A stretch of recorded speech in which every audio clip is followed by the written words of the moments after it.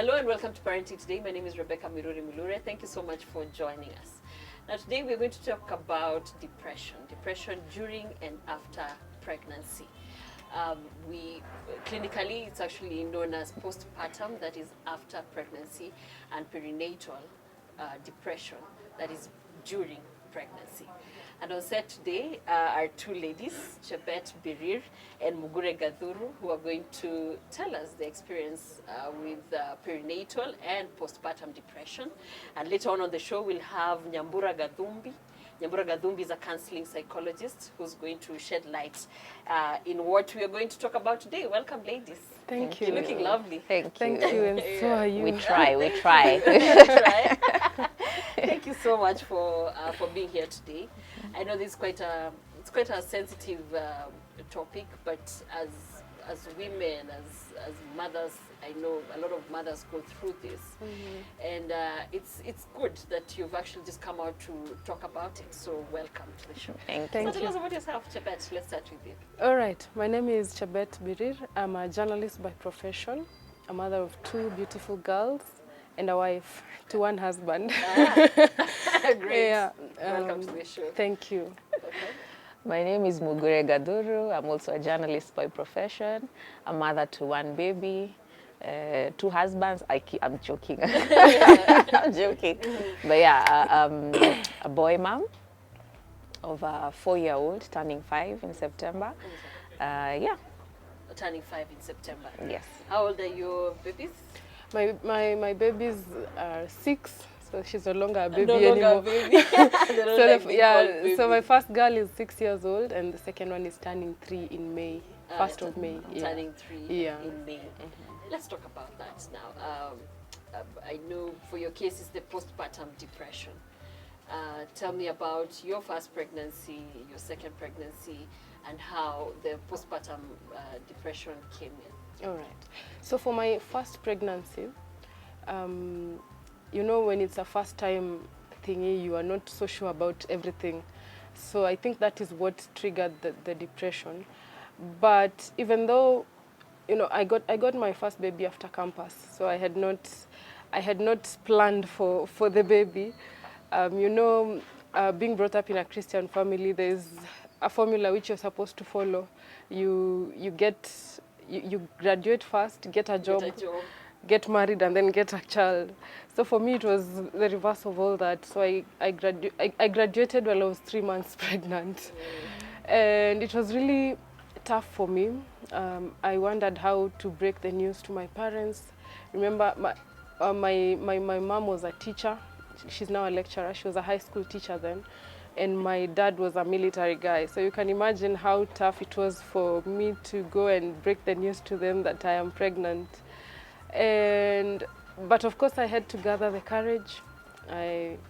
Of course I had to approach my mom first. My dad was a scary one. Yeah. So I gathered the courage. I went to tell my mom that, you know, I'm expecting a baby. She took some time to absorb the news, like, you know how someone can be shocked. So she was silent for a while, and then luckily she said, you know what, it has already happened, and I'm gonna give you the full support, but you're gonna have to tell your dad. I'm not doing that for you. Oh my God! How did that? So that was another big assignment. She said, I'll take you there, but you'll talk for yourself. So I went. I told my dad. He didn't receive it very well, but after some time he got to accept it after I gave birth to the baby. Now, after giving birth, when you say he didn't receive it very well, like what? He stopped talking to you, or what? He didn't stop talking to me per se, but you know, I was like, Dad, I'm expecting a baby, and he was like, so what do you want me to do about that? Nifanye aje? What do you expect me to do? And I just walked out of the room. I didn't want to argue with him. Yeah, may his soul rest in peace. He passed on in 2018. Oh. Yeah, so, but he came to accept after I gave birth to my daughter. He was all over the baby. Now, after I gave birth, things were okay. I was happy, but I didn't have a job, and I was staying with my in-laws. So it was, you know, I've never had in-laws. It's a new environment. I don't know how to behave. It was just complicated for me, but I tried, even though it failed. So the pressures of how to behave, I think they became too much on me. And I remember another trigger was the cousins wanted to come visit the baby. So this whole scenario of having visitors in a new environment was another trigger And for the postpartum. From the dad's side now. Yeah, from the in-law. Yeah, from my Yeah, husband's in-laws. side. Exactly. From my husband's side. So at first it started like it started like anxiety. So I was having panic attacks. But I didn't know what I was feeling. It took me 2 years to understand that I had gone through postpartum depression. And mine was also psychosis, so I went to another dimension. So at first, I was anxious, and I started feeling guilty about everything and anything. I'm not a good mother. I'm not a good wife to my husband. Maybe I was not supposed to give birth in the first place.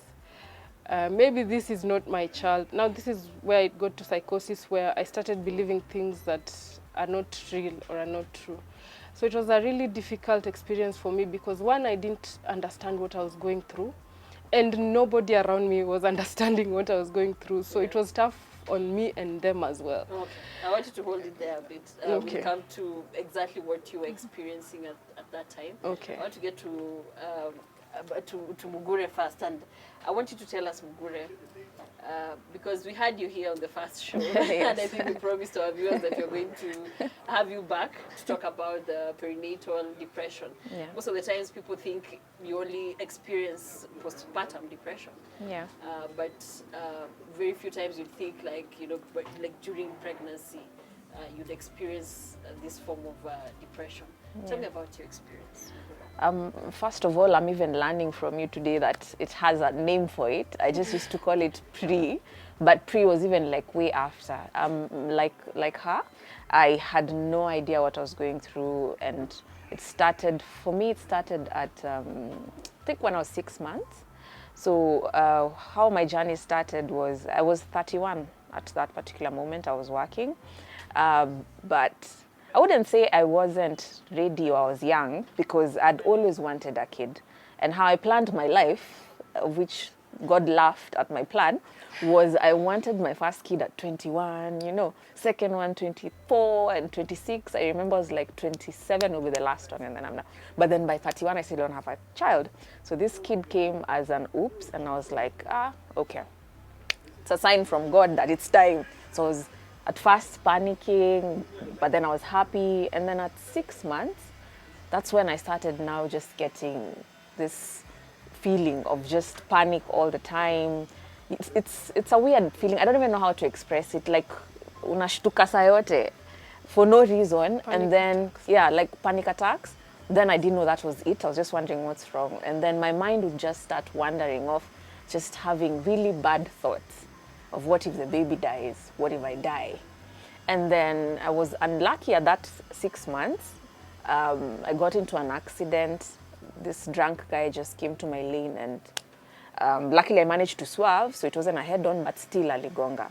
So that really traumatized me. And then when I thought things were stabilizing, with my cravings, I go to Steers. I'm over there from my mom's house. I make a pilau, nini to take home. I'm like, I want a burger. So I go to Steers, and then get to the door. I'm seeing everyone is on the floor. I'm like, what's happening?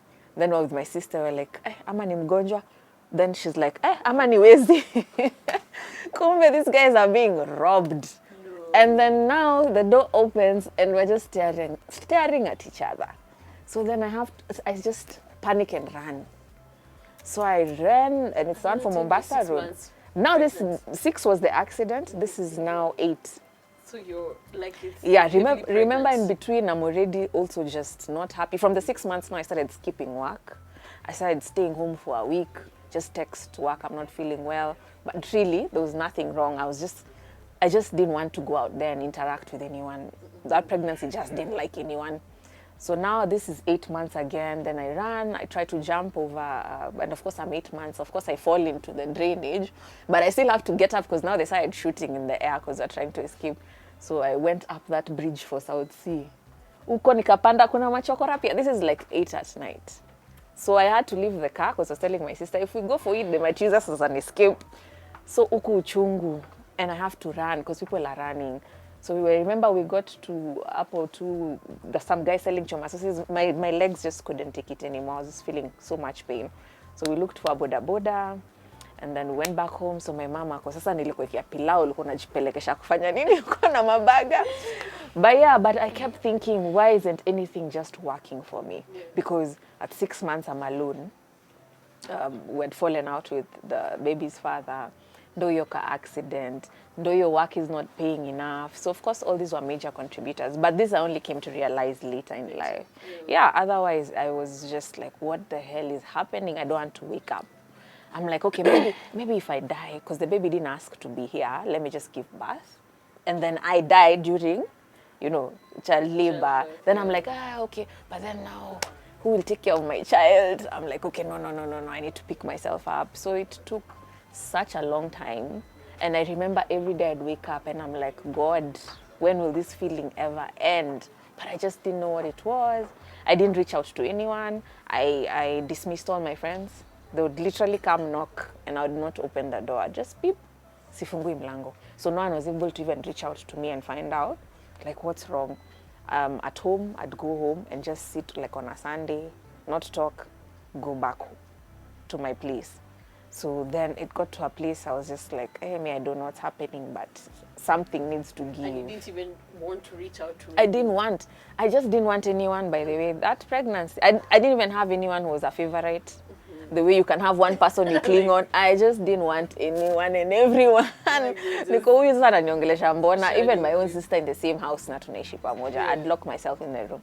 Kwanza nikiingia, I find out with her boyfriend. Niko sasa ona wanapendana na mimi ninachwa. And you're expecting a child. Yeah. Let's talk about that after the break, because I want us to take a short break. But after the break, Chebet is going to continue narrating her story, and you know, we get to know what are some of the symptoms that she had at that time and how she got help. Same to Mugure, she's going to tell us how she got help. Don't go away.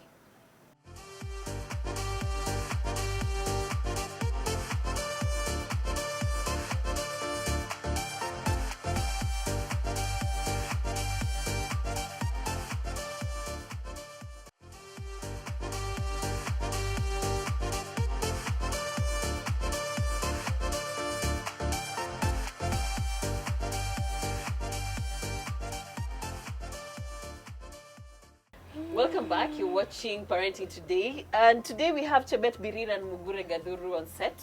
They are narrating to us their journey through depression during and after pregnancy, and Chebet was telling us about how she started experiencing all these things, and she just thought, and she didn't know at that time that it was depression.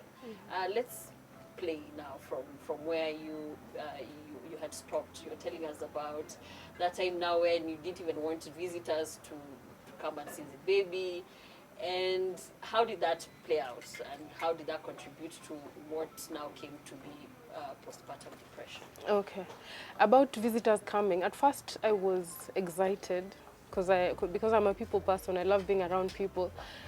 But now after they came, that night before they, like when visitors were now going back, something was just off. I remember I started feeling like I wasn't supposed to be there, and I started feeling guilty that I made people come buy gifts, because they bought a lot of gifts, and now the idea of them buying too many gifts for my baby, I now started thinking, hey, it's because I'm jobless, now I'm helpless. Now people have to come help me.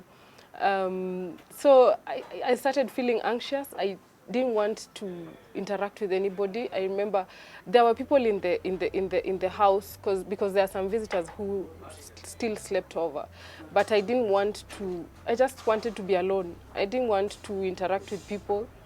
And then I remember at night I could not sleep. I kept having racing thoughts, and all of them were negative about my baby and myself. Did you let anybody else handle the baby, and how did it affect how you were treating the baby at that time? Yeah, I remember I actually forgot about my baby at some point. I forgot about her existence. So I think my sister-in-law was taking care of her together with my mother-in-law. So I could not breastfeed. I stopped breastfeeding all of a sudden. At how many months? She was just 3 months old. I remember it was in April and I gave birth in January. So yeah, around 3 months old. So you can imagine I wasn't breastfeeding, and when I was told to breastfeed, I refused. And even if I was to breastfeed, I wasn't eating, so there was no milk for the baby. I could not eat. I didn't want to eat. I didn't want to take a shower. And I didn't want to interact with people. So I was just there, and I reached a point I was not talking to anyone. People were talking to me, but I was not responding. I was just blank. Yeah. So I think with all these signs, my mother-in-law noticed I was not okay. So she called my mom and my cousin, who is close to me. So they came, no, she took me to hospital. And then they came to see me in hospital. So when I went to hospital, yeah, I think they noticed that it was a mental problem. So first they sedated me, and then they gave me antipsychotics, because at this point I was becoming psychotic. I was becoming delusional. I remember thinking that this is not my baby. She was switched at birth. I was in denial. Now that is another level of psychosis. So when they gave me the meds, I remember I was fearful of sleeping. I had not slept for like 3-4 days. And even when they gave me the sedation, I refused to close my eyes. I didn't want to sleep because I felt like if I sleep, I'm gonna die. And this is ironic because at the same time, I really wanted to die. So that's what happens when you're depressed and you're psychotic. You don't want to be part of this world, but again, there are fears of death. If I die, what will happen now to my baby? But I still want to die. And I also remember having the thoughts of now dying with my baby so that I don't have to leave a burden for people behind me. So those were the thoughts that I had. That you had at that time. Yeah. And now, how did you overcome that stage? And now with the second baby, how did that play out? How I overcame, it took me a while, but I was on medication for some time until I stabilized. Now it was from psychosis to depression. At least it was better than the psychosis. So I think I was in depression for a long time because the circumstances had not changed. I had not gotten a job, and I was still depending on my parents, both sides, for the providence of myself and my baby. So that would make me feel really guilty because, you know, you've graduated, you have the capability to look for a job. I was applying for jobs, nothing was coming up. I was not getting a job. So I felt really guilty until after a year. I had the psychosis in 2017. So 2018, until 2018 when I got internship at Standard Group. That's where I got a glimmer of hope. But then again, I was still depressed because I remember I was the most silent intern in the workplace, and I'm usually not a silent person. So I was in depression for a while, and then I lost my father again in 2018. So yeah, I got the internship towards the end of 2017. Beginning of 2018, I lost my dad, and then the internship also ended. So I was back to square one. Yes. But I thank God I have a supportive partner. Yes. So, but sometimes when you're depressed, no amount of consolation will help. So, but he was really patient with me. He would keep encouraging me, sharing opportunities with me. Yeah. So until I reached a point, I just went back to stay with my mom. And then now my mom sat me down and she told me, you know, you can't, because the opportunities that were coming were just internships. And most of them were either not paying or not paying well. So, and I have a child, the lack and of work also contributed yeah, to that. yeah. And my husband he had a job, but it was not very well paying. So I felt like a burden to him and the whole family in general. Okay. So I sat down with my mom, and then we decided, now what do we do, because now we are applying, it's internships. And she told me, the next job, if you're applying, don't apply for an internship, just apply for a job. But for now, I'm going to help you. Maybe what can you do? So she gave me a capital for a business of my choice. And I decided to do a photography, videography business because it's in line with my career. And now that is where I began to find myself, because at least the business was picking up. And then just as the business was picking up, I got a job. I like that point, because at least now it brought some hope into the whole situation. Yeah, so I got hope, and then now I began to realize what I was going through from then. Yes. Yeah. And maybe Nyamburo will talk about that later on, the counseling psychologist, the importance of just having a support team around you to help you overcome that season. Back to you. Mugure, how did that go? You know, even just listening to Chabot over here, I'm realizing how much our situations were they're so similar, only that I was, you know, it's not after, because after I had to pick myself up. And yes, there was here and there, but it wasn't as bad. But except the psychosis, very similar. And even I'm hearing her say how she was a happy person who liked people. That was me as well. And then when I got pregnant, I just didn't like people. And that's something that even after I gave birth is still stuck till today. Well, I like people now, but I do not like hanging out in crowds anymore. Groups of more than like 3 or 10 of us going, I can't do that anymore. Most times I still cancel plans. But anyways, backtracking to when I was going through that. How did you neglect? Did it affect the health of your child? Were you going for clinics? I was going for clinics. It didn't affect the baby, but I felt this guilt of, I didn't feel a connection. You know, people say there's a connection between you and your baby when they kick, nini.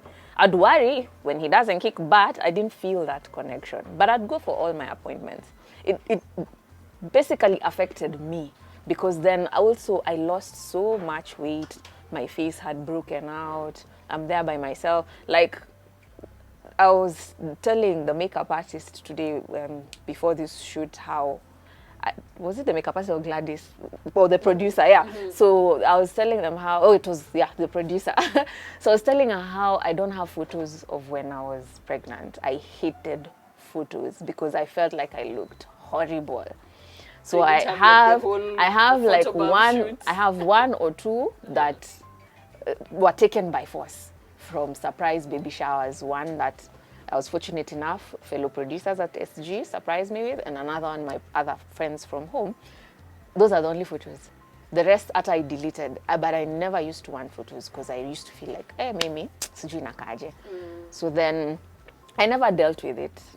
I actually never did. No, form of help, no help. I never no help. Never opened up to anyone.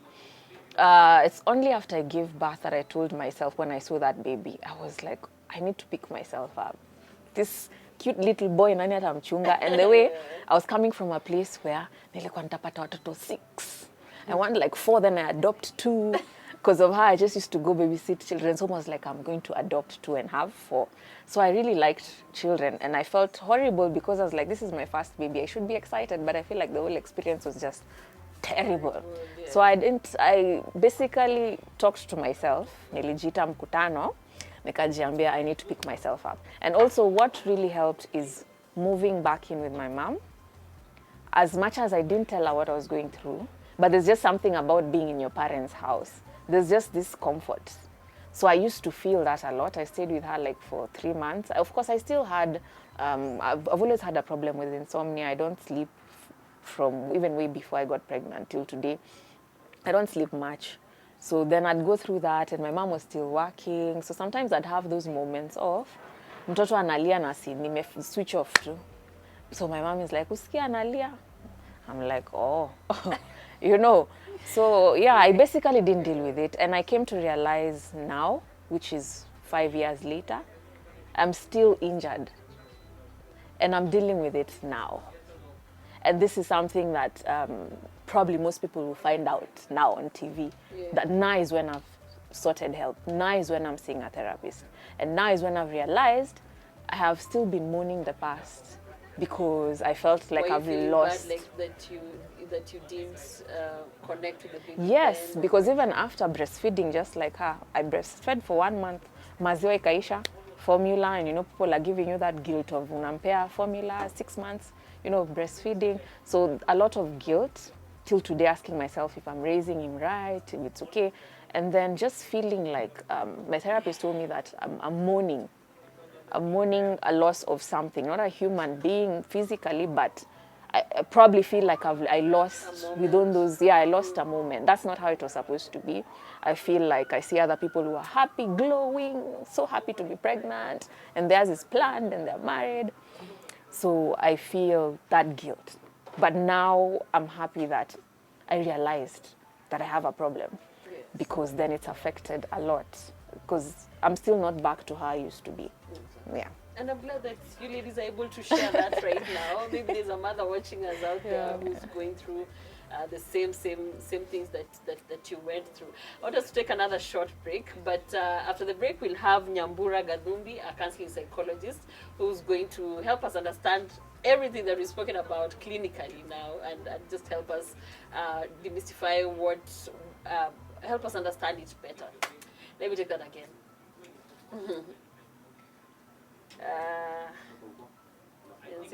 Okay, so, and I'm glad that you're able to share your stories. They're going to really help mothers out there. After the break, we are going to have Nyambura Gadhumbi, a counseling psychologist. She's going to shed more light into today's conversation. You want to stick around. Don't go away.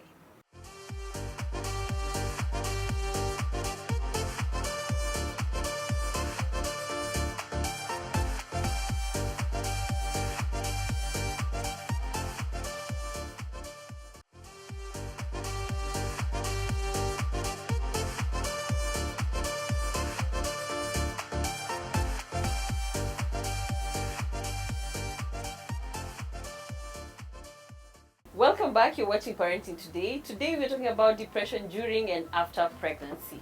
And on set is Chebet Birir and Mugure Gadhuru, who have been sharing their experience and their journey through this. And we now have Nyambura Gadhumbi, a counseling psychologist on set.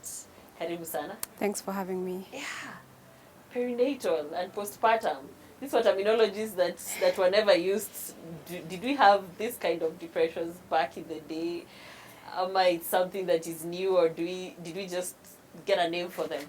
So when you're diagnosing mental disorders, we use the DSM-5 manual, and we go by the diagnosis presented in the DSM-5 manual. Unfortunately, 100% of all cases within the DSM-5 manual are all European-based. We have very little scholarly articles on perinatal and postpartum depression within the African society. Let me assume that we all got what DSM is, because I didn't. It's just a manual. What is it? It's just a manual. It's a manual, DSM-5. It's a diagnostics statistical manual for mental disorders. Okay. Yeah. Right. So that's like our Bible, quote unquote. Okay. When you're using to check diagnosis, because there are specific criteria that individuals have to meet before you give them a mental health diagnosis. All right. Yeah. Okay. So we had this all along, but I think it's very recent that we have a name for it. Right. So is it something that women go through, like pregnant women and women who've just given birth go through? How common is it? And tell me about it. Yeah. Right. So I think statistically you're looking at between 3 and 5% of 100,000. So it's pretty much quote unquote rare. in terms of even within our societies. The data that I'm mentioning is a lot European, because we have very little information statistically within the African continent. And I guess that's an area for us to develop. Okay. Is it common now? Because I don't have scientific trends, it would be very unwise for me to say yes or no. And also that I know that there are viewers who are watching, and most of the time you hear a number, it goes directly to, okay, I'm possibly one of them. But I feel, I have observed actually that there's been increased in proper diagnosis. And then now we are talking about it more. So now it's well known. So you're looking at two, perinatal and postpartum depression. Actually, perinatal is observed as onset of major depressive episode when pregnancy starts. So that means that the pregnancy is the one that induces the depression. And so that during the time when you're pregnant, that's when you're depressed. It could be like she was mentioning, a certain event happened. So for her, it's getting pregnant when she was graduating. And for her, she said that she had her life planned out. So by the time she was 27, I think you said you needed like 4 children. And 2 adopted. Yeah, and 2 adopted. You're 31, baby's coming at that particular time. And what we have observed is that with depression, there's always grief, loss and grief. She lost the opportunity of her life planned first to get married and then you get children. She's graduating with a baby. There's that loss and aspiration of the dreams. She lost the perception of, by 27, 4 children. So there's loss and grief accompanied there. And loss and grief is a huge thing within depression. So perinatal, as I said, is before.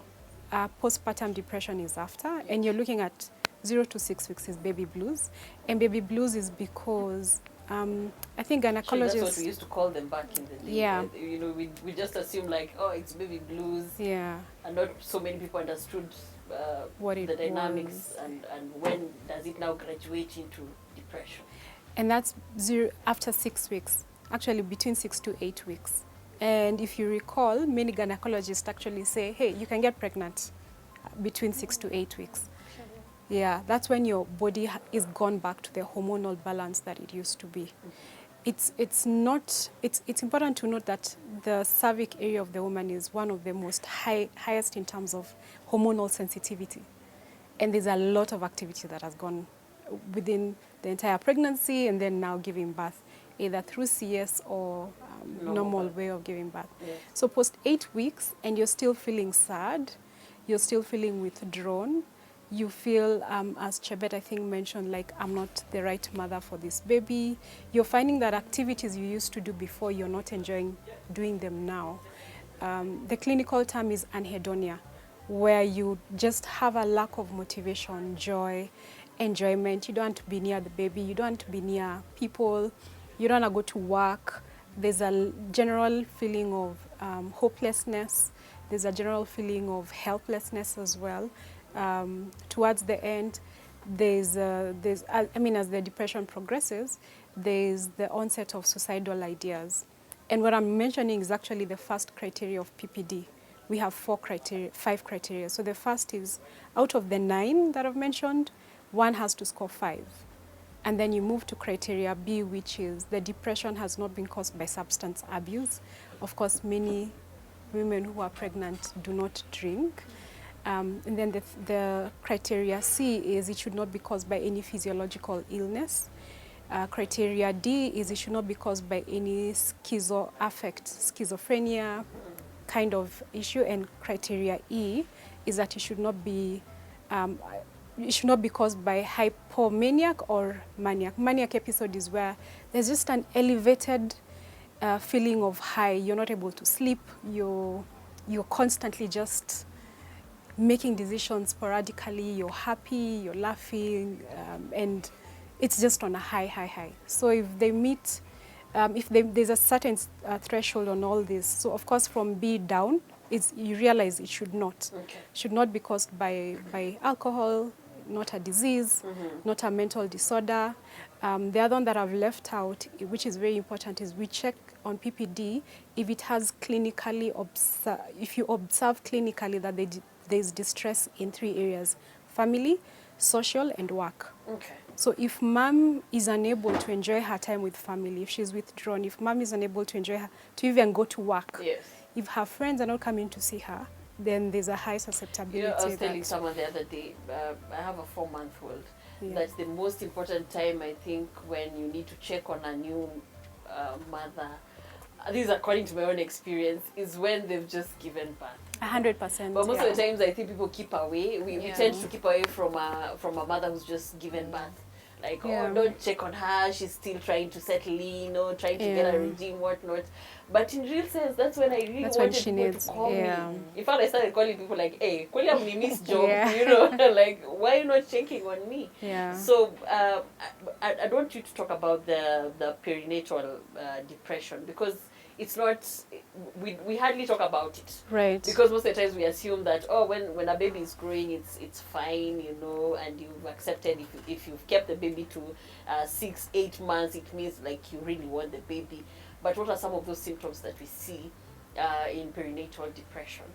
So first of all, I have observed, and I think even I'm trying to remember scientific material, is that if there's been an onset of trauma within pregnancy, the susceptibility of mom to develop depression might be high. And I use the word might because I don't have scientific data, it's just an observation. Like when you got into a car crash is, for trauma, we classify them in 2 ways. There's trauma 1 and trauma 2. Trauma 1 is like the big events, like when Westgate, the car crash, death, the robbery, death, lack of a job. That's trauma 1 because it's a one-time situation that you move on to. Trauma 2 now is a lot of childhood experiences that we're looking at. So if there's onset of trauma, depression might be why, because when trauma happens, it evokes the feeling of emotional insecurity from mom. So mom doesn't feel safe anymore. And we all know that everything mom feels, baby takes onto it. So if there's been trauma, if there's been a predisposing situation like lack of work, if mom is in an abusive relationship, because this is something new that is coming, and then now I have to handle this relationship that I had really hoped would be something, but it's not, and I have a new baby coming in. What happens is that there's a disassociation to protect yourself. Like internally, what I'm going through is it's so painful, I don't know how to deal with it. What I'm gonna do, quote unquote, is to ignore so that I'm able to protect myself. Now that protection means you're not living in the moment. So that means you're constantly surviving because your brain is thinking there's a threat, we need to protect you. From? Yeah, the brain wiring, the neural path fires so much that at some point they have to protect themselves. Someone has described that depression is observed in the brain when there's a lot of cloudiness with the brain. I don't want to get too technical, but I hope I've answered. We'll actually get there. Do you have any questions for Nyambura? Okay, for me, like, what would be the best way to deal with it? Like, you see, for me, I didn't sought help. I didn't want to reach out, and I guess I'd say I'm lucky enough because I managed to pull myself out of it. But I'm imagining the moms out there who are going through the same thing right now and they're not able to pull themselves out of it. What would be the best way to go about it? Like, what do you do? Do you need medicine? Do you need what Right. exactly do you need? So we look at it through something we call the biopsychosocial spiritual model. So biologically, are you doing well? Do you have you gotten gestational it's called what? Pre-diabetes, when you're pregnant and then you get diabetes. Diabetes is hormonal. In that aspect, you need to seek medical attention. So that's bio. Psychologically, if you can, go for therapy, but I think now it's even more affordable. And then social. Pick out 2 or 3 people who you can actually talk to without feeling judged and say, guys, this is what happened to me. This is the help I need. Please check up on me. I need help with baby. I need help with this and that. The 2 people could possibly be your spiritual. There could be people who constantly check up on you. You pray together. The thing with humanity is that even healing post PPD, you need human touch. You need those So hugs. you You need around people around you. You need to be reminded of, motherhood is really it's tough. It's It is. difficult. Tell the Yeah. men out there. I want to bet because of time. I want to bet also ask her. Okay, for me, my question would be majorly around the stigma or around the people who are there when you're facing this. I know I'm blessed to have people who were supportive even though they didn't understand what I was going through. But what about that family who doesn't understand what this mother is going through? And they don't seek to know. They already judge the mother. You are a bad mother. Now imagine you're thinking you're a bad mother and then people around you confirm to you. And I think this is why these mothers end up killing their children and dying by suicide. We've had several headlines on that. And then now even the headlines, they destroyed Kabisa, mother from hell. But you don't understand what led to this mother dying by suicide and killing their child. Yeah. So how can you help people to understand that there's no way a mother who is in their right senses would kill their child? 100%. Yeah. Oh, that's Yeah. really. It's very deep, because it's hard. Especially after caring for all those months. Yeah. And to actually go through with giving birth. Yeah. Because if they If you didn't did want the want- baby, yeah, then they they would would have have, yeah, terminated. terminated. Yeah. So how can like what she's That asking? individual. How can people around you now support you or be aware of such conditions? Because I Right. think a lot of people don't even know about No, it. they don't. And unfortunately, because of life, we can't control what they think. But we can choose whom we're going to share with what we feel. The social support, that team of girlfriends or even guy friends, because even new dads do. It's crazy. So you choose and say, okay, these are the two friends who are there for me. So whenever you feel like you're taking up the negative words that these guys are telling you, you can call up your social and say, guys, I really, really feel down today. That's the only way you can improve. Because can you imagine in your situation, you're at home, you can't talk back and say, wacheni kuniambe, like you don't have any autonomy or decision. she's And with you the also don't know in-laws. what you are going Yeah. through. You And they don't know what, So there's yeah. no way you'll reach out for help when you don't know. Because you also Yeah, don't you don't know what, understand yeah. But maybe even a society, kindness. Just be kind. If you don't understand what someone is going through, then don't say anything. I guess that's the best thing. I like that. Yeah. And that's a good place to end it. Yeah. But I'd want closure into what you're talking about. So did you finally get help? How did that go? Yeah, I got help thanks to my mother and who was then my partner, now he's my husband. So therapy and medication. Therapy, you can't force someone into therapy. No, I you took can't. so much time to accept that I need therapy, but eventually when the people around you talk to you, you finally accept that you need to talk to someone. Yes. So therapy is very important, medication when necessary, and a supportive system. Because you Yeah. can go to therapy and you can take the meds, but people But going around back you are something else. To Yeah. a different Yeah. society. Yeah. Wow. Thank you so much, ladies. I really wish we had more time to talk about this because there are so many issues that you've brought up. And especially having a support system around you and people just knowing like, oh, so these are the symptoms to look out for. Yeah. And especially for the perinatal depression. Because people assume just, because you're pregnant, it's okay. Yeah. And you should be fine with the baby. Yeah. and yet maybe at that time you're going through so much. Yeah. Thank you so much for watching today's show. My name is Rebecca Miruri Mulure. See you next time. Welcome to Tile and Carpet, where we deal with everything you would need at home, in the office, restaurant, and hotels. We offer solutions to all your needs. We have a wide range of roofing solutions, tiles, sanitary furnishing, and interiors. We have exquisite furniture, elaborate dining sets, and classic comfy beds. Our prices are affordable across board. Feel free to visit us in any of our different branches in Mombasa, Kisumu, and Nairobi.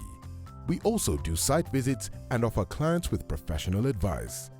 You can reach us on this number for the site visit.